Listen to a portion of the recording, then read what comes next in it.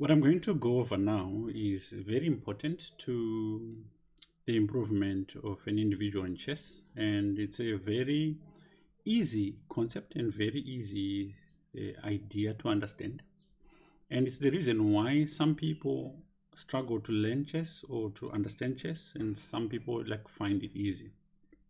And to make that process smoother, we're going to compare chess to something that pretty much everyone or majority of people get exposed to, and that is reading. Now, if you give a text to two people to read, they are not always going to understand it in the same way.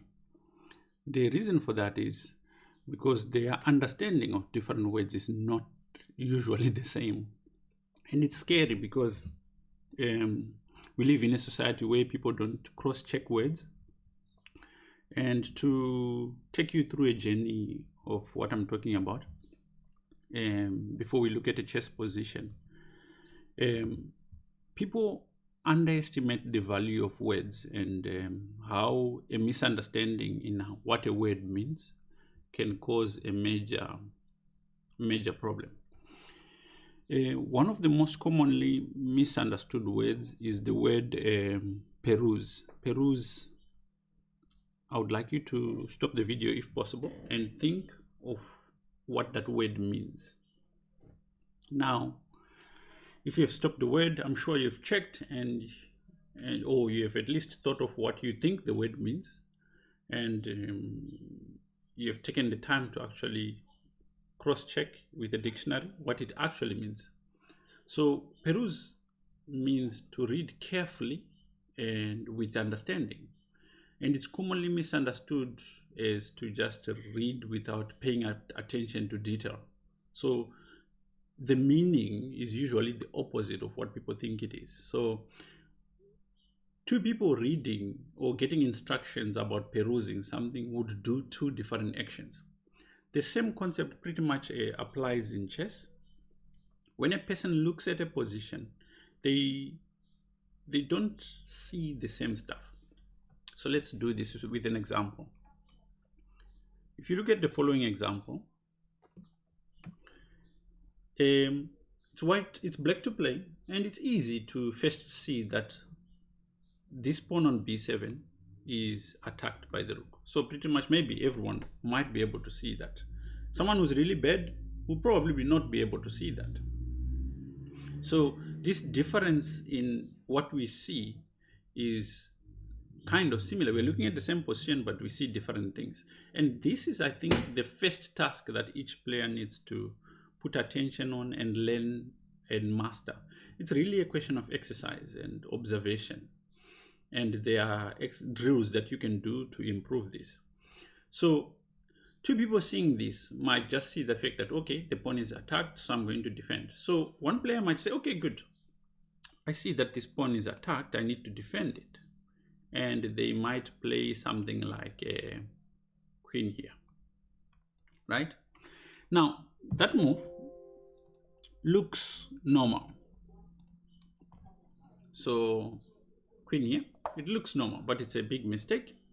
And if you do not see why, I would recommend that you pause the video here and understand why this is a mistake.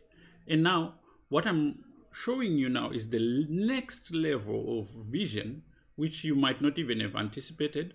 But a professional player would not even think of queen to this spot, because they would have immediately observed. It's not even thinking, it's observing.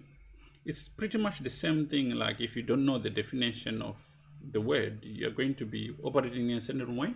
And in chess, this kind of applies on a continuous basis. So a person might also see that you could protect the pawn like this and would go on and play this move and say, oh, I've protected my pawn, and be happy with it.